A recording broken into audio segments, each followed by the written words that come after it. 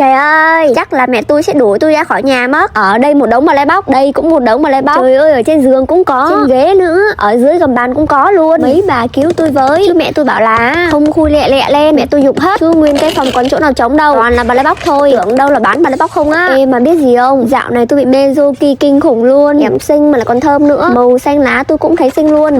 Rồi tôi khui á nha, đừng có mà cản tôi. À, một bé màu xanh dương đang ôm cây kem. Vơ này sẽ là dạng bóc khóa. Bé xinh xinh treo vào túi nhìn yêu lắm. Ui, tôi khui ra một em màu tím mắt hai màu, dễ thương quá à. Trong tất cả các ballet box thì tôi thích nhất là Joki. Nào, có bà nào giống tôi không? Bà nào cũng thích Joki á thì comment ở bên dưới, tôi sẽ tặng cho một bạn bất kỳ ha. Nhớ là phải follow tôi đó.